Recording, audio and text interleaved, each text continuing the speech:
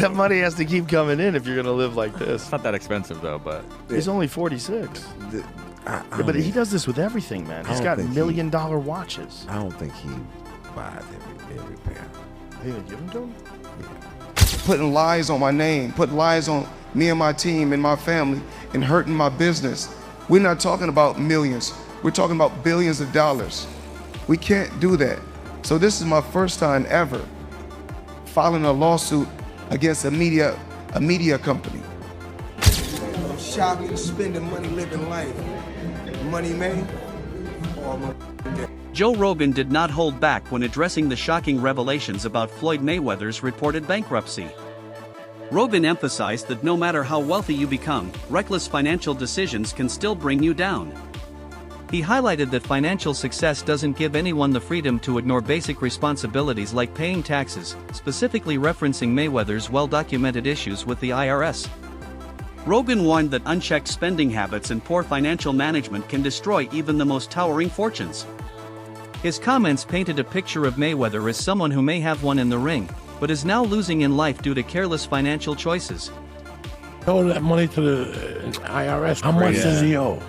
It's in the $20+ million range. It's a lot of money, man. But it's not something that he's been, it's not like deception. No. It's just neglect to pay. Neglect. And it's also like, I think, and there is like a truth to this. He makes so much money. There's probably a point when they're like, hey, it's time to pay your taxes. And you go like, all right, here's a check for $25 million. That's an incredible amount of money. And then they go, that's true, but you owe 50 more. And he's just like, that can't be right.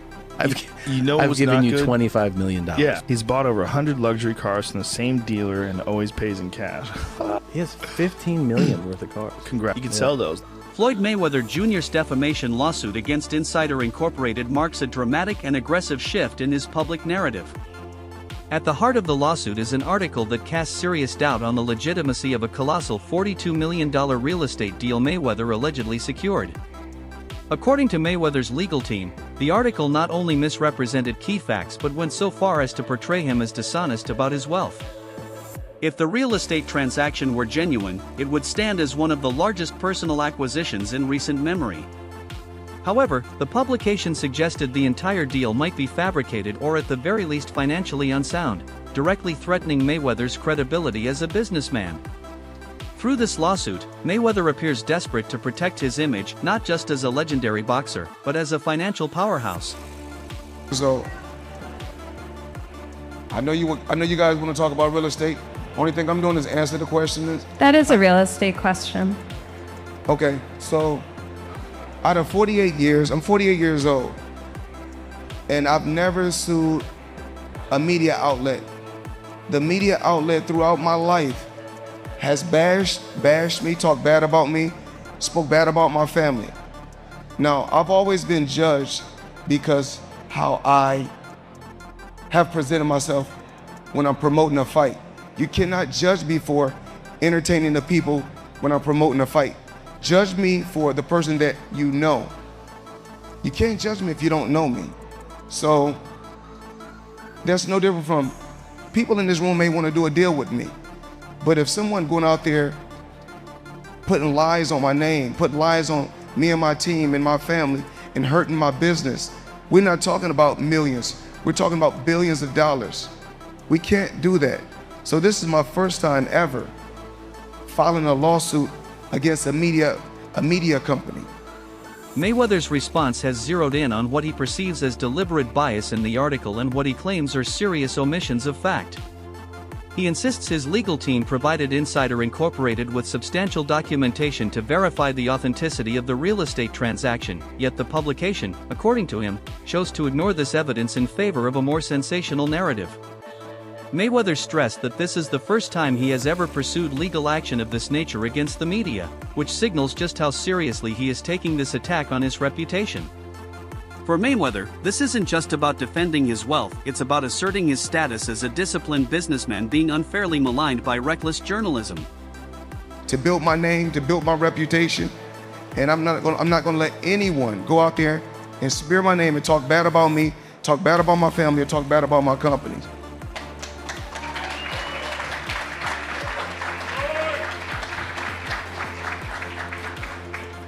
All right, one more toughie. So Nothing is tough. no, okay. After being in the sport of boxing, dealing with the sport of boxing, there's nothing that's tough. Fair. So that article sparked rumors that you are bankrupt. How do you respond to that? I don't think you have publicly responded Well, yet. everybody's entitled to their own opinion.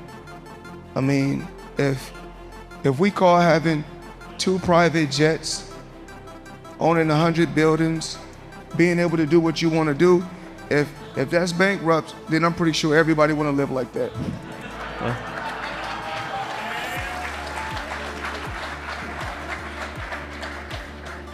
Okay, so I think we'll end with this one. When I spoke to you all last week, you were riding around Miami. You were looking to buy even more. Yes. Have you bought anything in the week since we last spoke? I don't know. I was out in Miami for a while. We were looking at a few properties. I'm pretty sure for the end of the year, Stephen A. Smith's commentary poured additional fuel on this already blazing controversy. He pointed out that the lack of transparency surrounding Mayweather's finances leaves a wide gap between public perception and reality. Smith didn't outright dismiss Mayweather's lawsuit, but he suggested there is a deeper complexity that fans and critics might not see at first glance. His concerns centered around the notion that Mayweather's business ventures often seem driven more by public image and flash than by real financial stability. Smith's words hinted that beneath the layers of glitz and glamour, Mayweather's empire may not be as structurally sound as he wants the world to believe. I can't count the amount of examples where I saw a play golf, and then I see somebody come up right behind and get some contract. Business does business. You never know what's behind the goal of a business per se. What you do know is the work that you put in. If you're smart enough, what value comes with that work. And then at the same time, you also pride yourself in being very, very reasonable. I haven't, and I'm not going to talk about my contract negotiations because they are ongoing. I think the talks have been very pleasant. I think we're making progress. We'll see what happens. If it works out, it works out. If it doesn't, I've got decisions to make because I got a future to think about. 50 Cent's response hit even harder, cutting straight to the heart of the issue. He argued that Mayweather's financial claims lacked the kind of concrete, verifiable proof that would shut down critics immediately. Instead of backing up his statements with solid contracts, clear transaction records, or bank statements, Mayweather has opted to deploy legal threats as his main defense.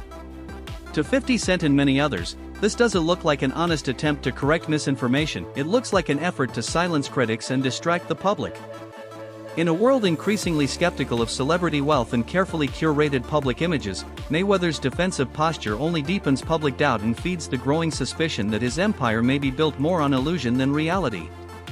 Description where y'all can watch that in full, and as we have already seen, 50 Cent has been very involved in critiquing, taking shots at Floyd Mayweather, and when this came across his desk, he did nothing other than that.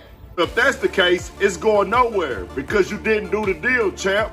He must have named the writer separately to make him have to pay his own legal team. The champ is mad, and 50 most definitely promoted his brands and everything with that because 50 Cent has came into question about this deal that Floyd Mayweather has struck, showed his real estate business, and people started diving into it. Floyd Mayweather has been defending it, but I just realized he put this $100 million lawsuit in against Business Insider, saying that they have been going at him for a long time now, coming at his family, coming at his team, and saying these derogatory things and defaming him, so he won $100 million. The suit lost in the Southern District of New York names Insider Inc. and reporter Daniel Geiger as defendants. It is centered around reporting by Geiger about real estate deals Mayweather Jr. publicly discussed, including an agreement to buy a 62-building Manhattan apartment portfolio. Geiger reported in late March that there is no evidence that there has been a sale. According to the lawsuit, Geiger embarked on a campaign of harassment and defamation categorized by aggressive and misleading journalism that not only distorts the truth, but seems driven by a deep-seated bias against Mr. Mayweather's success. It claims that Geiger refused to review documentation proving the deals in question happened. and suggests that there's a racial component to the reporter's work. Mayweather's usual calm and collected interview style seems to evaporate whenever his finances are put under the microscope. While he often carries an air of unshakable confidence, his tone noticeably shifts when confronted with questions about bankruptcy or tax issues. Instead of providing clarity, he becomes vague and evasive, dodging specifics and further fueling the speculation.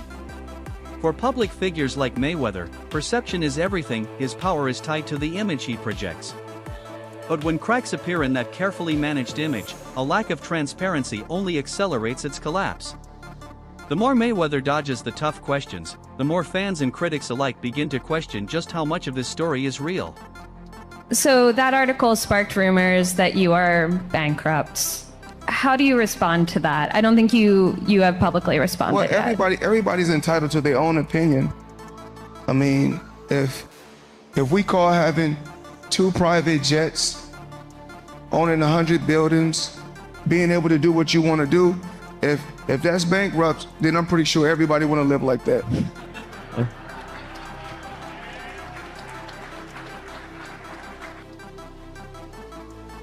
That last statement was a fact. If that's bankrupt, I'm sure a lot of people want to live like that. I'd sell a few of them planes, especially if I was going bankrupt. But yeah, it wouldn't be a bad lifestyle to have. Now, Floyd Mayweather isn't the most articulate person. He does not articulate himself the best. This has been well known throughout his career. He is a prize fighter. He is a master promoter. He is a great business person. Put him behind a microphone or have him articulate himself, he's not the best at it. So if you listen to that and y'all tell me if y'all got the same vibe I did or if y'all think that I'm tripping, it sounds like he's running around a lot of shit. And it's like, all right, bro, yeah, you might be going bankrupt. But let's understand something real quick. If one of Floyd Mayweather's businesses, or if his business is going bankrupt, it does not mean that Floyd Mayweather himself is broke. That means that his business may be struggling. Oh yeah, his business may be struggling, and you could file for bankruptcy. I think it's 13 or 9, chapter 13 or chapter 9, or whatever the case may be.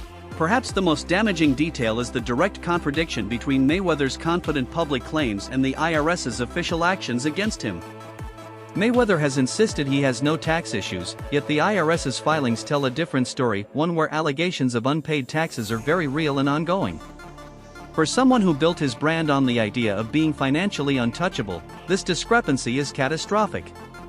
It chips away at the very foundation of his public persona. IRS actions could open the door to deeper investigations that might unravel even more about his true financial position. Mayweather frequently touts a $400 million real estate portfolio, but he rarely provides the specifics that would verify its existence. His public bravado may be impressive, but the growing gap between his claims and the facts raises an uncomfortable question. Is Floyd Mayweather a financial juggernaut, or is he simply a master illusionist trying to maintain the appearance of wealth at all costs? It's Money May, Aaron Mayweather too. No money green on him. Change it up. Change it up. Change it up. That's what we do. There you go. There you go. There you go. That's what we did. I need everybody, all the fighters all around the world. MMA, boxers, follow this man right here. We get the job done. Money May, and y'all know the rest. Social media has now become the front line in this escalating battle over Mayweather's image.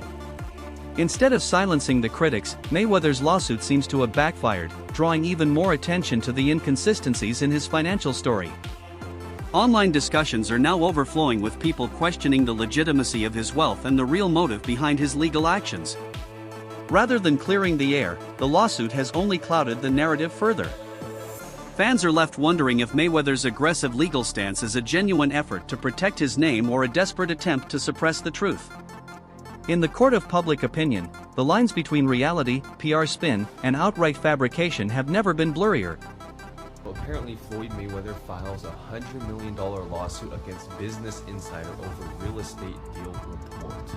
Man, that's an expensive lawsuit. The lawsuit comes after a report by Business Insider journalist Daniel Geiger claimed that the 62-building Manhattan real estate portfolio that Mayweather announced he acquired never actually occurred.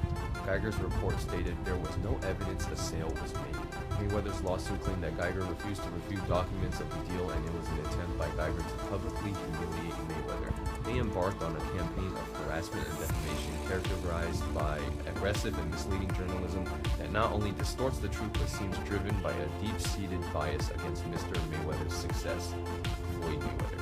No, damn well he did not write that. And why would he? You know, he's talking about himself in third person. That's so cringe. Business Insider has provided a statement to Front Office Sports saying, "We will vigorously defend against this meritless attempt to discredit our reporting and smear our reporting." So they aren't backing down at all. It's going to be interesting. Inside the ring, Floyd Mayweather's undefeated record and tactical brilliance have solidified his status as one of the greatest boxers of all time. But outside of it, his reputation is taking serious hits. His bold claim of owning more than $400 million in real estate has unraveled under public scrutiny, as independent records fail to support such an asset base. Fans who once celebrated his lavish lifestyle and business acumen are now skeptical, some even disillusioned. There's a growing belief that Mayweather may be more focused on preserving an image of extreme wealth than being transparent about his true accomplishments. What was once seen as financial genius now risks being exposed as image-driven smoke and mirrors. For some odd reason, at the beginning of the year, Floyd Mayweather decided to tell us all that he bought a bunch of apartment buildings in Upper Manhattan. Everybody has found out that that wasn't true. Apparently, it's not that hard to figure out who owns property. This is not an indictment on Floyd Mayweather as a boxer. He is one of the best boxers we've ever seen.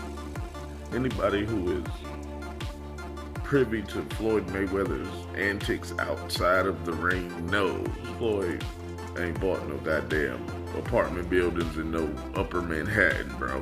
We knew that when he told us. I'm not sure who Floyd Mayweather thought he was fooling. Nothing about Floyd Mayweather outside of a boxing ring says savvy. I'm sorry. This is the same Floyd Mayweather that 50 Cent told he would donate $50,000 to the charity of his choice to read Harry Potter.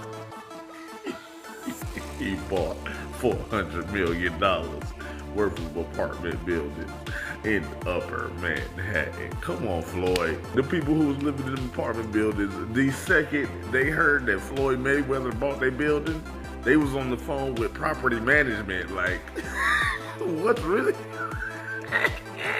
I will pay $10,000 a month, but I won't pay $10,000 a month to a nigga. Floyd, you can't just do that with Upper Manhattan apartment buildings, bro. Tell lies like that about the projects, man. You gotta do that to the hood, man. Ain't nobody going for that shit in Upper Manhattan, Floyd. You should have knew better than that, my boy. But then again, you are Floyd Mayweather. Oh, man. Anybody with common sense knew that Floyd was in trouble when he started. There was a time when Mayweather's financial dominance appeared as unbeatable as his boxing career. He made over $1 billion through blockbuster fights and lucrative endorsements.